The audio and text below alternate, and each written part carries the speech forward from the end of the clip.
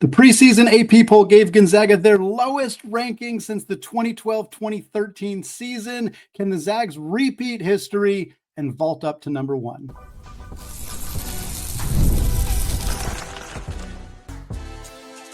You are Locked On Zags, your daily podcast on the Gonzaga Bulldogs.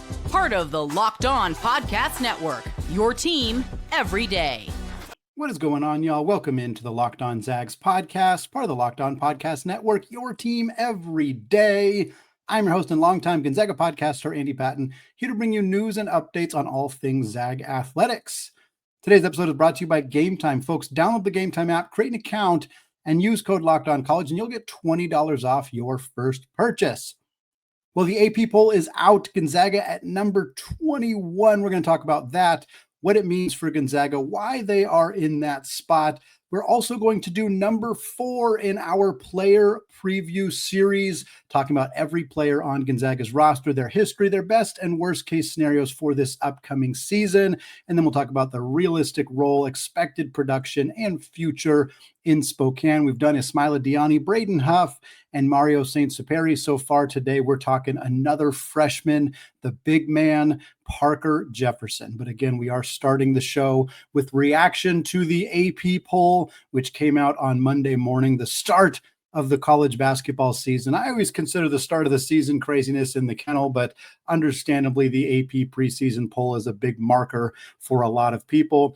It is the 16th consecutive year that Gonzaga begins the season ranked inside the top 25, which just incidentally is such an incredible accomplishment. I know that the expectations for this program now are much higher than they have been throughout most of the program's history, and that just being ranked by itself doesn't really feel like an accomplishment. But to do that 16 years in a row is pretty tremendous. It's not something you see every single day, and really is worth kind of stepping back and thinking about for a program as small as Gonzaga is to be in this conversation so consistently.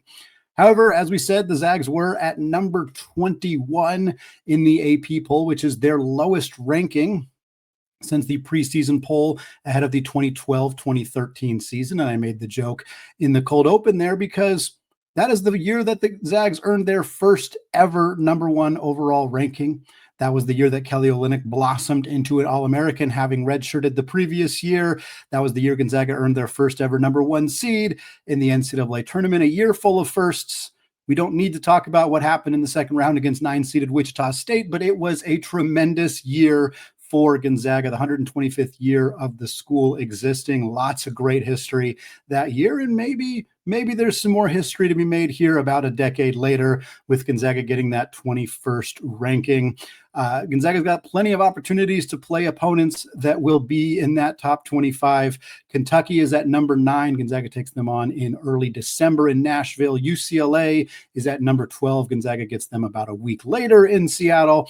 And then Alabama is at 15. That's Gonzaga's first opponent in the Players Era Festival on November 24th. And then Creighton, who Gonzaga takes on November 11th, which will be their second official home game, third pseudo home game, as they'll play Oklahoma at the Spokane Arena.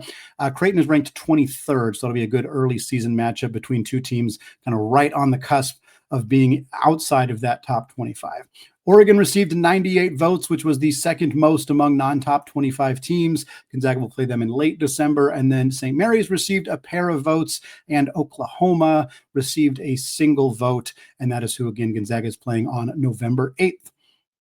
So this ranking's lower than usual. It's not shocking to me. This Gonzaga team only has 4 players returning who have played in a Gonzaga uniform, who are rotation pieces at least. That's, of course, Graham Ike, Braden Huff, as well as Emmanuel Inocente and Ismaila Diani. But they do have a lot of other returners. Steele Venters has been in the program for 2 years.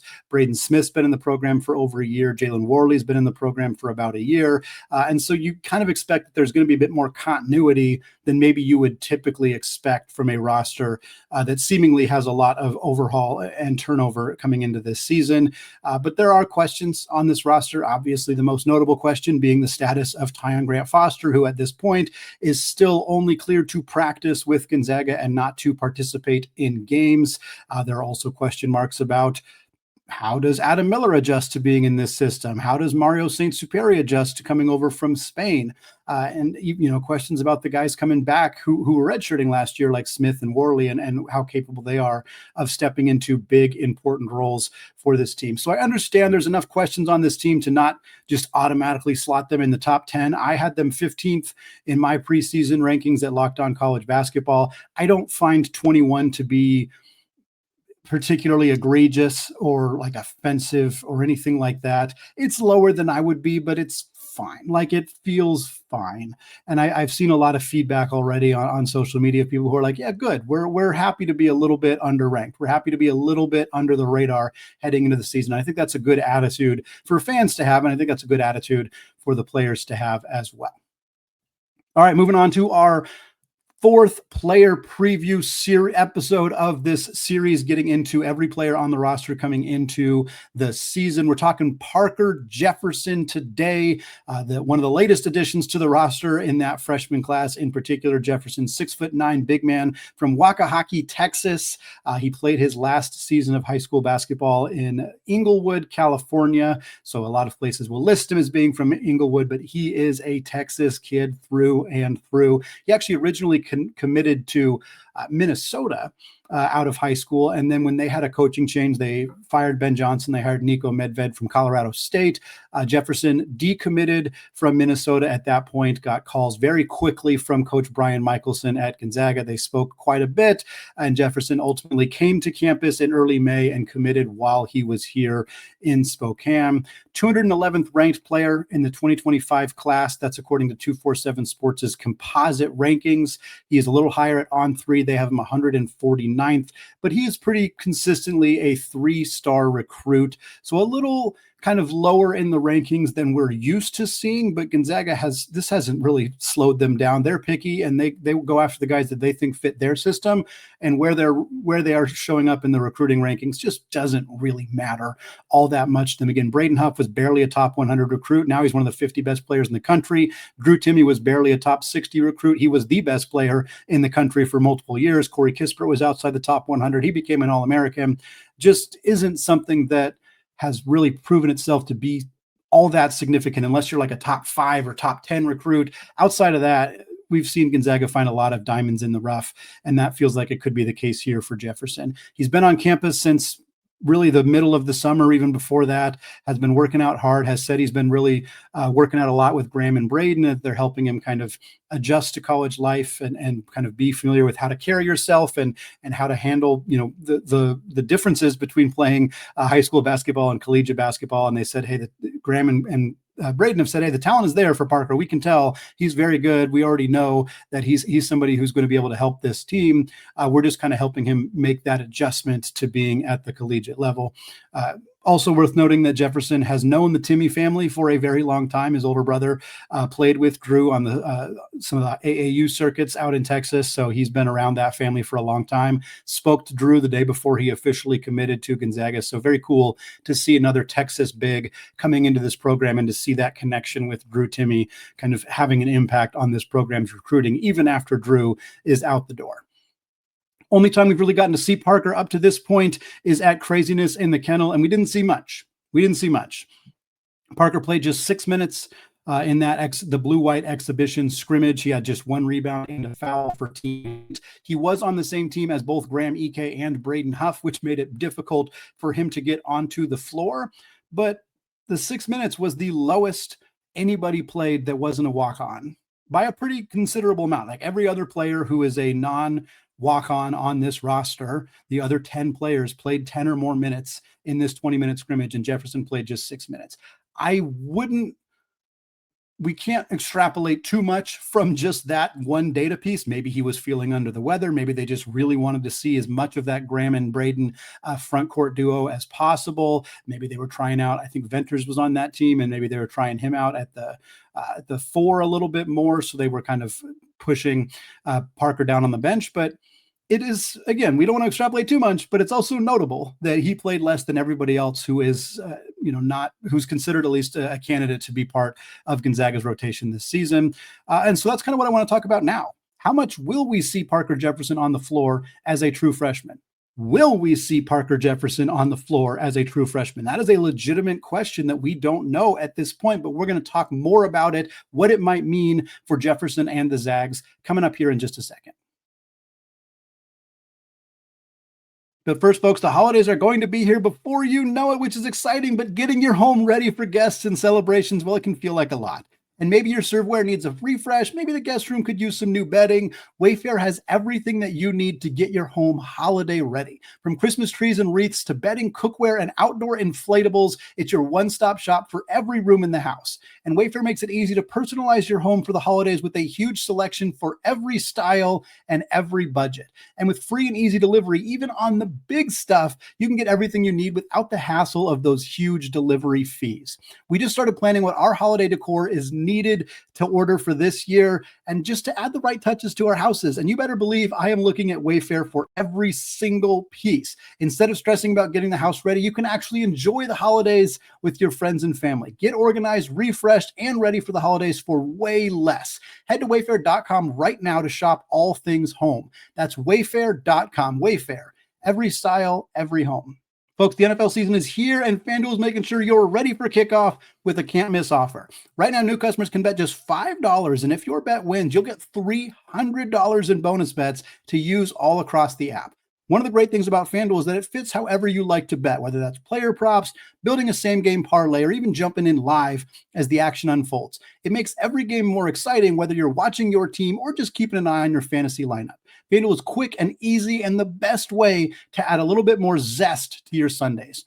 Also have future odds for Gonzaga basketball, the Zags, plus 3,500 to bring a title to Spokane in 2026. If you're feeling it, if that AP ranking makes you feel like I got to put some money down on this Zags team, what are you waiting for? Download the FanDuel app now by visiting FanDuel.com to get started. That's FanDuel.com. All right, folks, segment 2, still Andy Patton, still Locked On Zags podcast. And we're still going through our Parker Jefferson season preview episode here, Locked On Zags number 4. After we've already talked about Braden Huff. We've talked about Ismaila Diani. We have talked about Mario Saint-Superi. Today, we're talking Parker Jefferson, sticking mostly with the front court as we still await any update on Tyon Grant-Foster, which impacts our projections for said players coming into the season. For those who are longtime listeners who know we've been doing these season preview episodes for the last 4 years, you will know that I'm going to give the caveat here. It is best case within reason and worst case without injury. The best case scenario for certain players is that they are the Wooden Award winner, that they are an All-American, that they are a top 10, top 5 pick in the NBA draft. That is not the best case scenario that is realistic for every player on this roster. And so we're not going to talk about outside the realm of what we consider possible. Similarly, the worst case scenario for any player is that they suffer a season-ending injury and are unable to play. Unless injuries are a part of a player's history, we're not really going to discuss them as part of the worst case scenario. So here with Parker Jefferson, Parker Jefferson's best case scenario, and again, I think another caveat, we're talking best worst case scenarios for said players, not necessarily for the team, although we'll try to kind of wrap that into there as well. The best case scenario for Parker Jefferson is that he earns backup power forward minutes right away as a freshman. The fourth big in Gonzaga's system has historically not been a big-time player. With a roster that typically goes 8 deep, sometimes as little as 7 deep, rarely 9 deep, we just don't see 4 bigs playing consistently night in and night out. There are counterexamples. Killian Tilly played 12 minutes per game as a true freshman on that team that had Zach Collins, Jonathan Williams, and Shemek Karnowski that went all the way to the national championship back in 2017. So it can happen, but it's rare. The best case scenario for Parker Jefferson is that he is playing those minutes.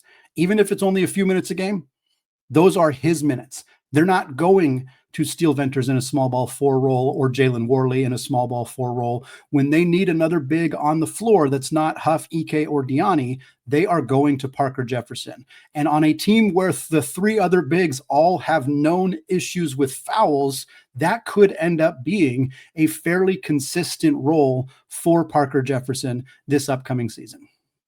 How does that happen? Well, the best case scenario for Jefferson is that he just proves he's capable of handling those duties on this roster. He's capable of scoring with the ball in his hands down on the block. He can come into games. He can fight for position down low. He has good footwork, good touch around the rim, and he is able to do what Gonzaga bigs need to do, which is score with the ball in a high usage role. And he's able to prove that he can do that right away for this team.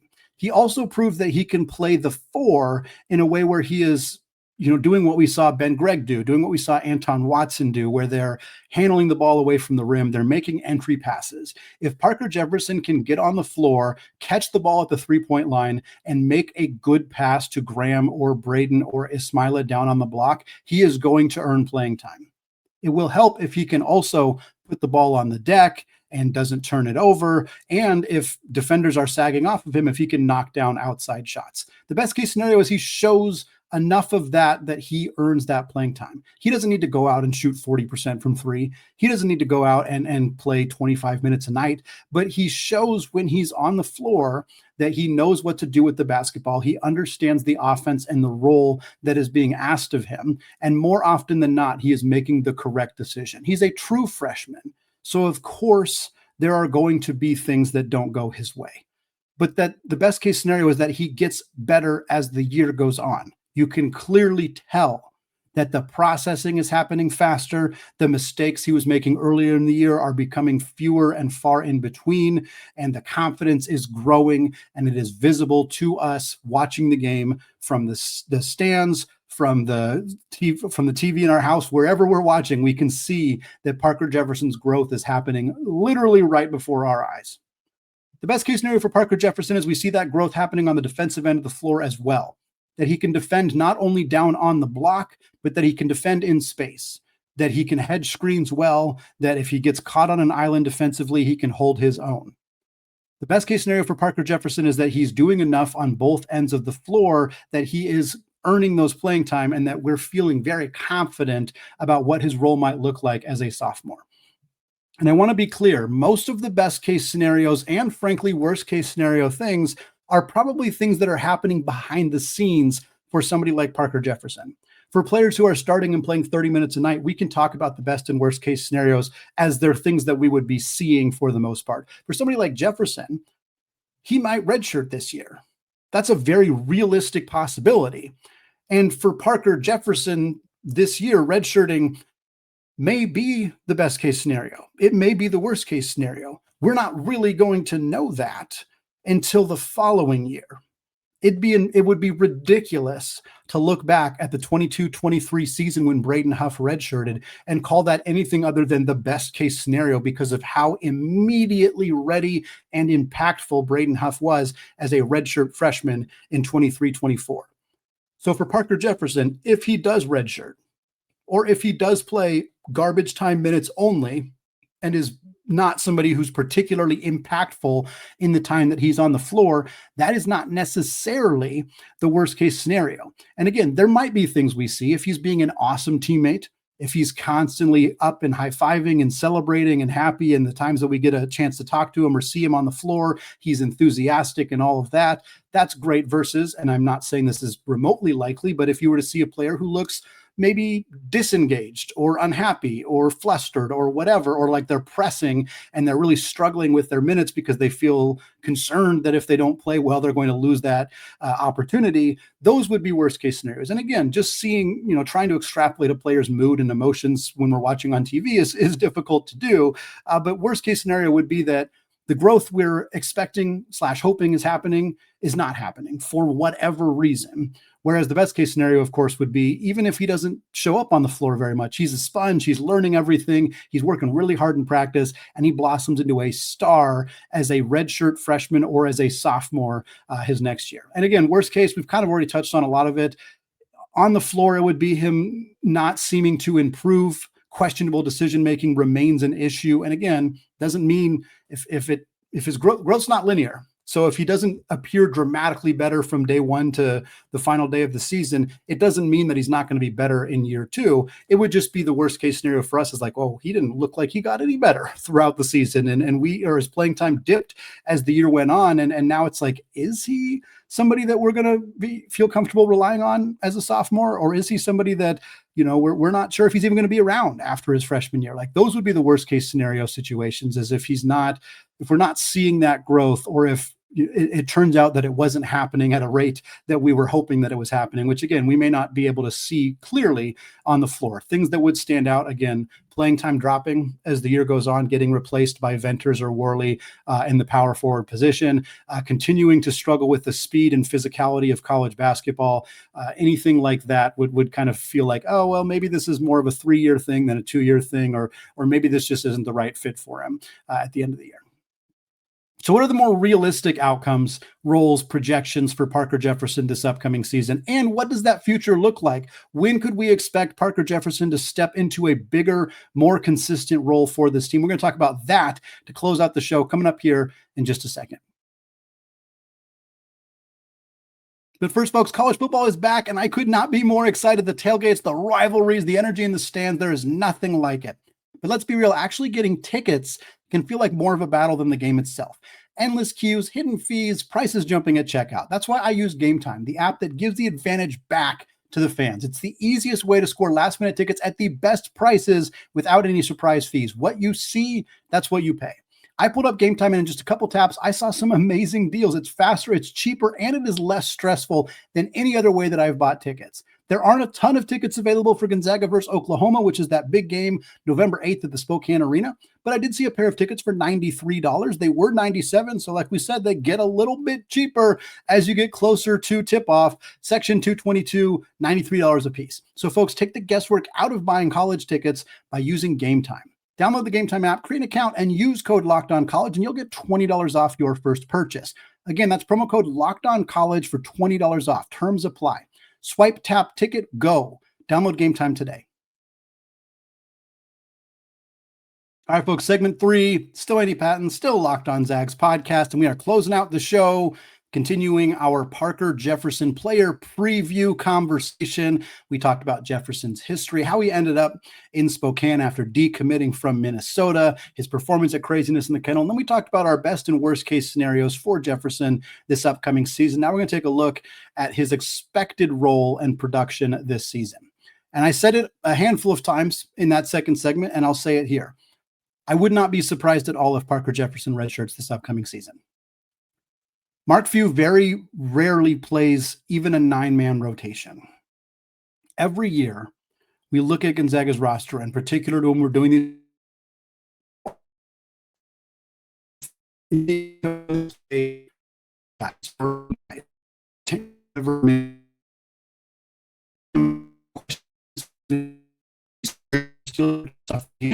and that kind of clears up some room. This year, we don't know if Tyon Grant Foster is going to be a part of the roster or not. But here's the deal. I count 10. That does include Grant Foster. I count 10 that I have a really hard time imagining any of them are not in the rotation. Parker Jefferson's not among those 10. For the record, neither is freshman Davis Fogel. Now, obviously, if Grant Foster is not eligible, Fogel could become part of that top 10. But again, Few doesn't usually even play 10. But you have Graham Ike, Braden Huff, Grant Foster, Adam Miller, Braden Smith. That's 5 right there. Then you have Ismaila Diani, Mario St-Superi, Steele Venters, Jalen Worley, and Emmanuel Innocente. That's 10 right there. Fogel's 11, Parker Jefferson's 12.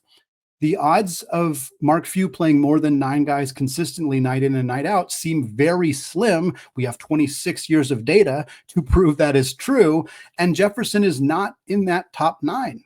He's not in that top 10. And even again, if Grant Foster's not there, that bumps him a little bit. And I think that makes it less likely that Venters and or Worley will play a lot of minutes at the 4 because they will be more needed at the 3 without Grant Foster in the mix.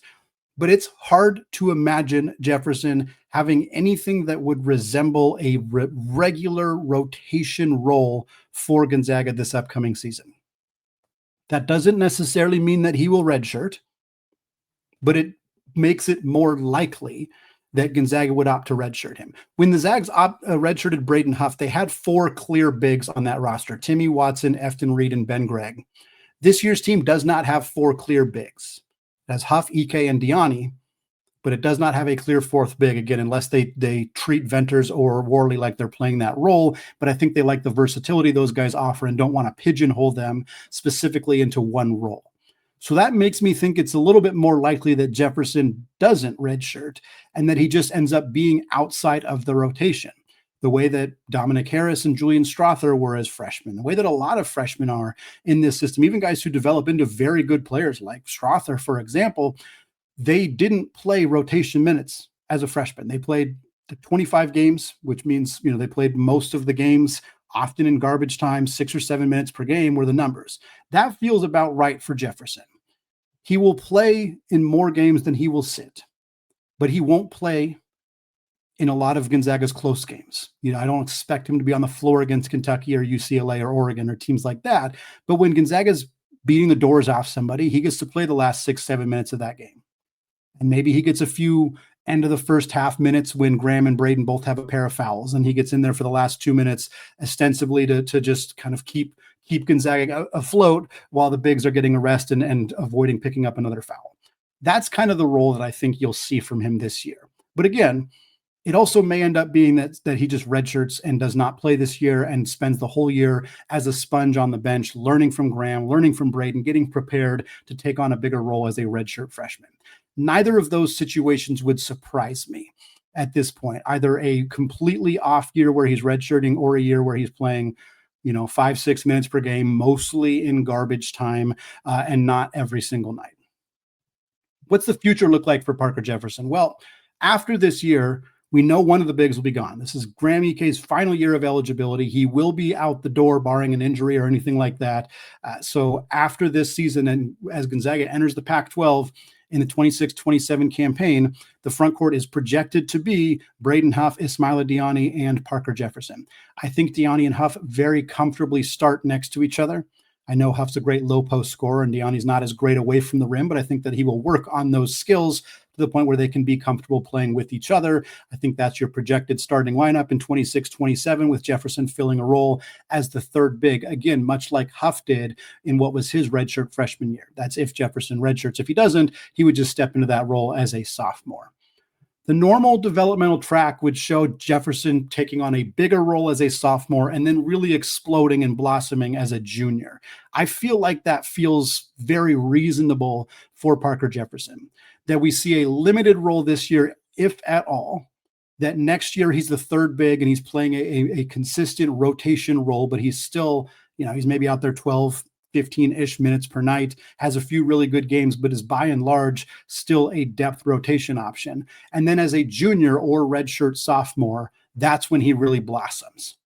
That would be Diani's senior year. Again, you're projecting everybody sticking around, which you just don't know in the modern era, but that would be Diani's senior year, would be Jefferson's either junior or redshirt sophomore year.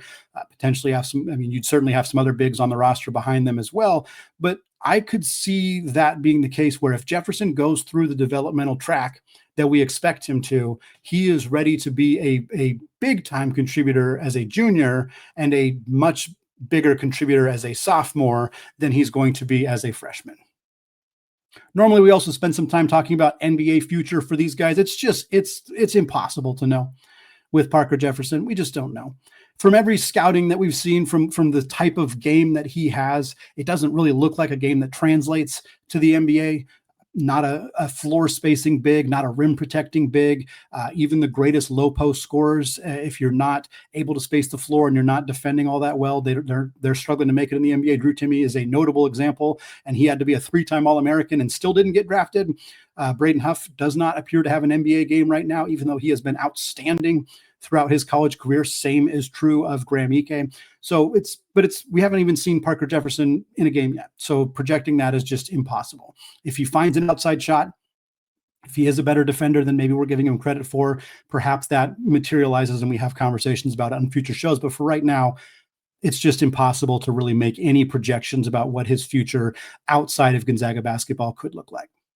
It's going to wrap it up for me today here on the Locked On Zags podcast. Folks, thank you so much for making this show your first listen or your first watch of the day. Of course, a special shout out to those everyday listeners as well. We'll be back with more of these player previews later this week. We're going to talk about the best Mark Few era Zags from the state of Washington as well. And then at the end of the week, we're getting you ready for Gonzaga's first exhibition game, which is this Sunday, October 19th, against Northwest University. We'll talk about that on Friday's show. Thanks again, folks. Have a fantastic rest of your day. And of course, as always, go Zags.